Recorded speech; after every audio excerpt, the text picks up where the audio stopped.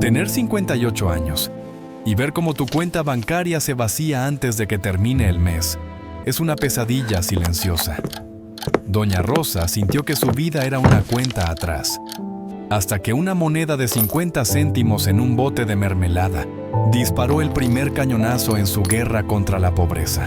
No fue la lotería ni un aumento de sueldo. Fue una regla tan pequeña que parece una burla, pero que en 8 meses le dio lo que el trabajo de toda una vida no pudo: dignidad. Quédate, porque lo que vas a escuchar hoy no es solo ahorro, es el acto de rebeldía que te devolverá el control de tu destino.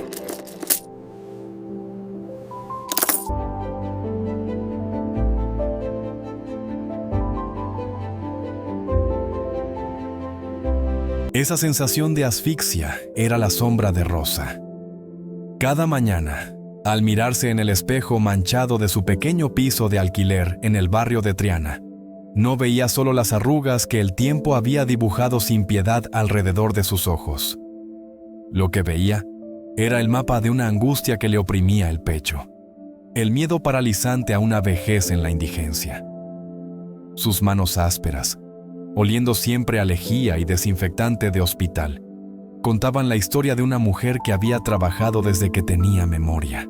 Rosa había pasado décadas fregando suelos que nunca eran suyos, limpiando el rastro de la vida de otros, mientras la suya propia parecía escurrirse por el desagüe.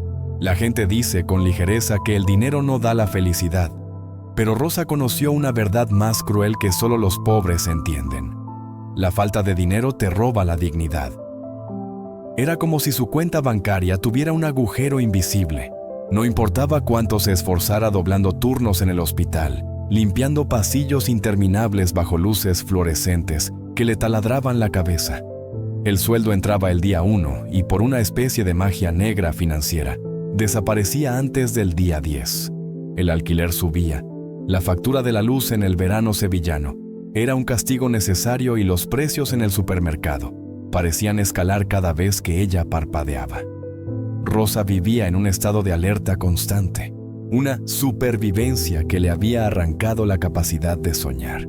Su mayor pesadilla no era la muerte, sino la dependencia. ¿Qué pasaría si sus piernas, ya llenas de varices dolorosas, dijeran basta? No tenía ahorros, cero, nada. Solo tenía deudas pequeñas que se iban comiendo su paz mental como termitas silenciosas. La tarjeta de crédito para arreglar la lavadora, el préstamo rápido para su hijo. Se sintió como un hámster en una rueda, corriendo hasta el agotamiento solo para permanecer en el mismo lugar, viendo cómo la tranquilidad era un lujo inalcanzable. Lo que Rosa no sabía, mientras caminaba arrastrando los pies hacia la parada del autobús, era que la llave de su libertad no vendría del azar, sino de una lección tan simple que su primera reacción sería rechazarla.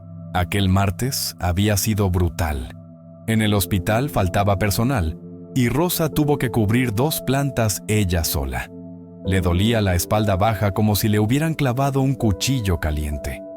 Mientras esperaba el autobús número 5 para volver a casa, con la bolsa de la compra pesándole en el brazo, el cielo de Sevilla se tornó gris oscuro. Una tormenta de otoño amenazaba con descargar su furia. En la parada solo había otra persona: doña Matilde. Matilde era una figura conocida en el barrio, pero un misterio para Rosa. Tenía 70 y tantos años, viuda desde hacía décadas, y vivía con una pensión mínima. Sin embargo, Matilde siempre iba impecable, no con ropa cara, sino con una dignidad que irradiaba. Su pelo blanco siempre estaba perfectamente peinado y en su rostro había una serenidad que contrastaba violentamente con la ansiedad perpetua que Rosa llevaba tatuada en la frente. Cuando las primeras gotas empezaron a golpear el asfalto, Matilde se giró hacia ella. Sus ojos, claros y agudos, parecieron escanear el alma cansada de la limpiadora. «Rosa, mujer», dijo Matilde con voz suave pero firme. ¿Llevas el peso del mundo en esa bolsa? ¿O es solo la compra? Rosa soltó una risa seca, sin humor. Ojalá fuera solo la compra, Matilde. Lo que pesa es la vida. Trabajo como una mula y sigo contando monedas para comprar el pan a fin de mes. A veces pienso que tengo una maldición. La confesión se le escapó antes de que pudiera detenerla. Empezó a vomitar su frustración. Le contó sobre el descubierto en el banco, sobre la vergüenza de decir no a sus nietos y sobre el terror de llegar a los 60 años pidiendo caridad. No sé qué hago mal, Matilde. Ni bebo, ni fumo. Solo trabajo y pago. Y aún así, el dinero se me escapa como agua entre los dedos. Matilde escuchó en silencio, asintiendo levemente. Cuando Rosa terminó, con los ojos húmedos, la anciana puso una mano sobre su brazo. Su tacto era cálido. No tienes una maldición, Rosa. Tienes una venda en los ojos. Yo estuve exactamente donde tú estás ahora. Peor incluso. Cuando mi marido murió, me dejó con 3 hijos y deudas que me llegaban al cuello. Yo también pensaba que mi problema era que ganaba poco. Pero mi problema no era la falta de ingresos, era la falta de atención. El autobús apareció a lo lejos, rompiendo la cortina de lluvia con sus faros amarillentos. Matilde se acercó un poco más a Rosa, bajando la voz como si fuera a confiarle un secreto de estado. «Escúchame bien», dijo con urgencia, «porque no tenemos mucho tiempo. Lo que me salvó la vida no fue ganar más dinero. Fue una regla minúscula. La llamo la regla del 1%. Si me prometes que vas a intentarlo, te aseguro que dentro de un año no reconocerás tu propia vida». Rosa la miró con un escepticismo profundo. ¿El 1%? ¿Qué podía hacer un porcentaje tan ridículo contra la montaña de sus problemas? Parecía una burla cruel. Pero Matilde continuó apresuradamente, mientras el autobús frenaba frente a ellas con un suspiro de aire comprimido. «Es muy sencillo, Rosa. De cada euro que entre en tu mano, sea de tu sueldo, de una propina o de lo que encuentres en la calle, tienes que separar el 1% antes de que ese dinero toque tu bolsillo. Antes de pagar la luz, antes de comer, antes de nada. El 1%. Si ganas 1,000 euros, son 10 euros. Si te encuentras 50 céntimos, guardas medio céntimo, o lo redondeas, lo pones en un tarro y te olvidas de que existe». Rosa sintió una oleada de engaño. Esperaba un consejo real, una solución mágica, y su vecina le estaba hablando de guardar migajas. «Me estás tomando el pelo, Matilde. Debo casi 2,000 euros al banco. ¿Crees que guardando 10 euros voy a arreglar algo? Eso no paga ni el abono transporte». Rosa estaba a punto de subir al autobús, enfadada por haber perdido el tiempo. Pero Matilde la detuvo un segundo más, agarrándola del brazo con una fuerza sorprendente para su edad. Sus ojos se clavaron en los de Rosa con una intensidad que le dio escalofríos. «No lo entiendes, mujer. No se trata del dinero. El 1% no es para hacerte rica mañana. El 1% es para despertarte. Es un acto de rebeldía. Al separar ese dinero le estás diciendo a tu cerebro que tú mandas, no las facturas. Es la única manera de tapar los agujeros de tu cubo. Hazlo por una semana, solo una semana. ¿Qué tienes que perder que no hayas perdido ya?» Con un movimiento brusco, casi con rabia, dejó caer la moneda de 50 céntimos dentro del cristal. Tintinar. El sonido rompió el silencio de la cocina. No sonó como dinero. Sonó como una campana. Sonó como el inicio de una guerra. Rosa no lo sabía, pero acababa de disparar el primer cañonazo por su libertad. Esa noche, por primera vez en años, no vio grietas en el techo. Vio una posibilidad. Los primeros días fueron una tortura silenciosa. Su mente, acostumbrada a la escasez, le jugaba malas pasadas. Cada vez que separaba ese 1% sentía una punzada de culpa. ¿Y si me falta para el pan?, pensaba. Pero la imagen de Matilde bajo la lluvia le impidió tocar el bote. Al tercer día, encontré 2 euros olvidados en un abrigo. Su instinto fue ir por un café, pero se detuvo, respiró hondo y... clink. La moneda al bote. Ese sonido empezaba a ser adictivo. La verdadera prueba fue un jueves. Al salir del hospital, el olor de los churros recién hechos la asaltó. Era su ritual sagrado. 3 euros para olvidar el dolor de espalda. Rosa se detuvo frente al mostrador. Veía el chocolate humeando. Sus dedos tocaron los 3 euros en el bolsillo. Era tan fácil. Solo 15 minutos de felicidad. Pero la voz de Matilde resonó. El secreto no está en el 1% que guardas, sino en el 99% que sobra. Tienes un cubo agujereado, Rosa. Rosa miró las monedas. Ya no veía dinero, veía un agujero. Tengo café en casa, se dijo. Cerró el monedero con un chasquido seco y se alejó. Mientras caminaba, con el estómago rugiendo pero el corazón ligero, descubrió algo monumental.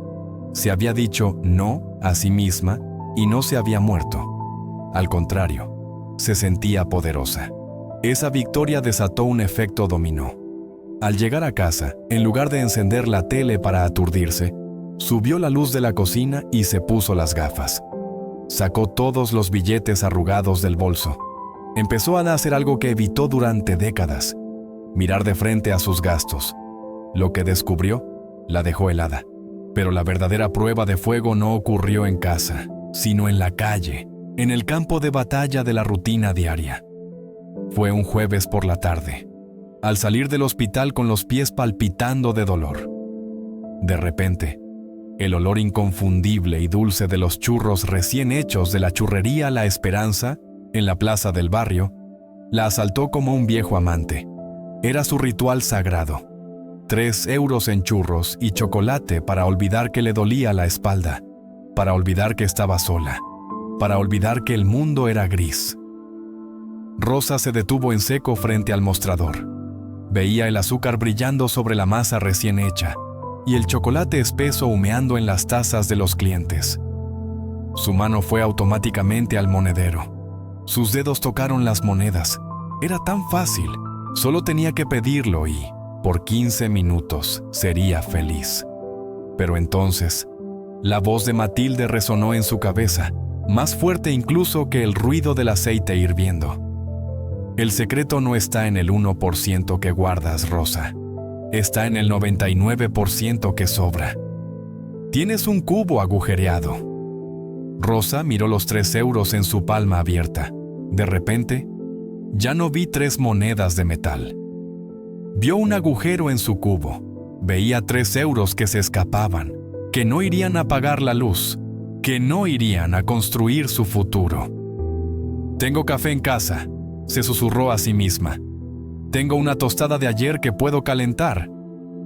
La lucha interna duró apenas unos segundos, pero para ella fue una eternidad.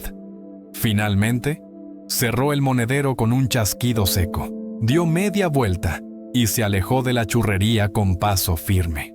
Mientras caminaba hacia casa, con el estómago rugiendo levemente pero el corazón extrañamente ligero, se dio cuenta de algo monumental. Acababa de decirse no a sí misma y no se había muerto. Al contrario, por primera vez en décadas, se sintió poderosa. Sumó todo con la calculadora del móvil y la cifra la golpeada en el estómago. Casi 120 euros al mes se le iban en cosas que no le importaban, cosas que no le daban ni salud, ni alegría, ni seguridad. 120 euros, Virgen Santa, exclamó en voz alta. Sintió vergüenza por su ceguera y rabia por haber regalado su esfuerzo tan fácilmente. Pero esa noche, la rabia fue útil. Rosa cogió un rotulador rojo y empezó a tachar gastos.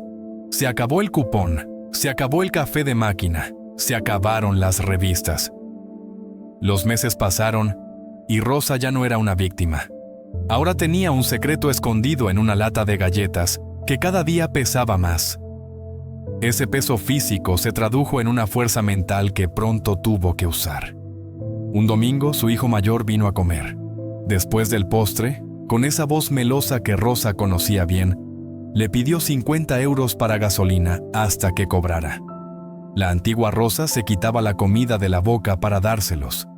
Pero la nueva Rosa lo miró a los ojos con una calma que la sorprendió incluso a ella. «No puedo, hijo», dijo simplemente. No dio explicaciones. No pedí perdón. No se inventó una excusa. Se limitó a decir la verdad de su nueva prioridad. Estoy organizándome y ahora mismo no puedo. El hijo se quedó boquiabierto. Murmuró algo molesto y se fue antes de lo habitual. Rosa cerró la puerta y se apoyó en ella, con el corazón latiéndole fuerte. Pero no se sintió culpable. Sintió respeto por sí misma. 8 meses después de aquella tarde lluviosa con doña Matilde, la prueba final llegó. No avisó, porque la vida nunca avisa. Era una noche de viernes sofocante, cuando Rosa puso una lavadora con su uniforme de trabajo.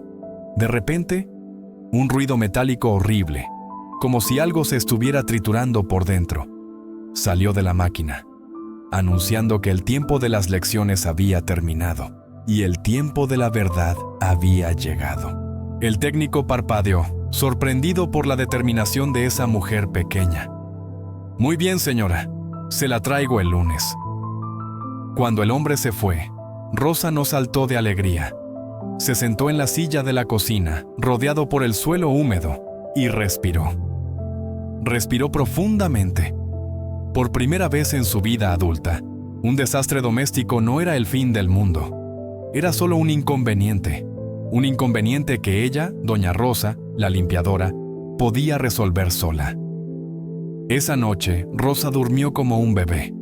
No por la lavadora nueva, sino porque sabía que la red de seguridad que ella misma había tejido era real. Si había juntado 500 euros, podía juntar 1000. Podía juntar lo que quisiera.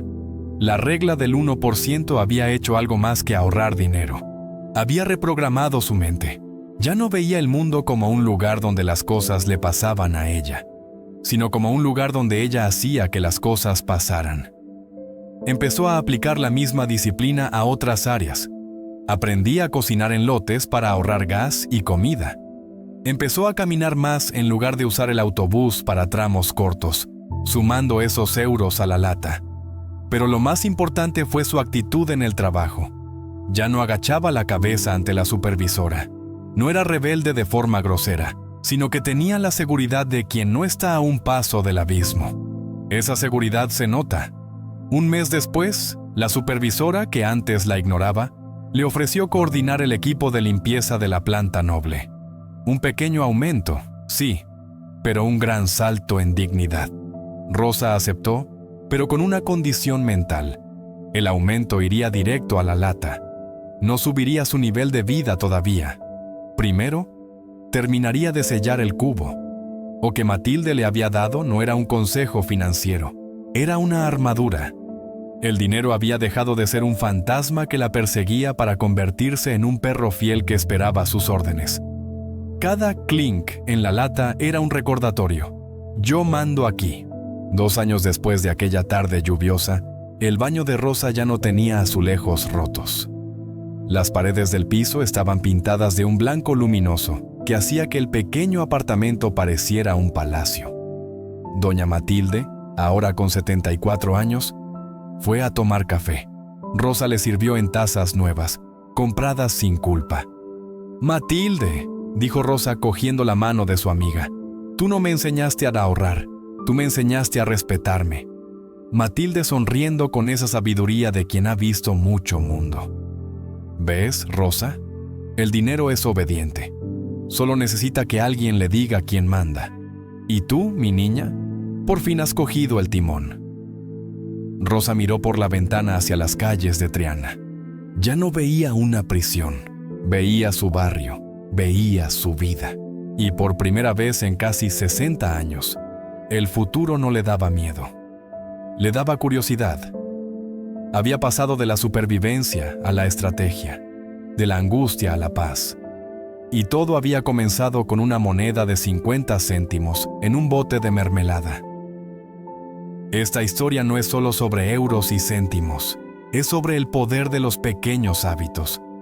A menudo pensamos que para cambiar nuestra vida necesitamos un golpe de suerte, un milagro o una cantidad ingeniosa de dinero. Pero la realidad es que la libertad se construye en los porcentajes que nadie ve. En el 1% que decide guardar para ti antes de entregárselo al resto del mundo. Si te sientes como Rosa, atrapada en una rueda que no para, recuerda su lata de galletas. No importa cuánto ganes hoy, importa cuánto mandas tú sobre ese dinero. Empieza hoy. No mañana, no el próximo mes. Busca un bote, límpialo y haz tu primer acto de rebeldía. Porque el destino no es algo que te ocurre, es algo que tú diriges, un céntimo a la vez. Si esta historia te ha inspirado a tomar el control de tus finanzas, suscríbete y comparte este video con alguien que necesita recuperar su dignidad financiera. Déjanos en los comentarios, ¿cuál será tu primer acto de rebeldía hoy?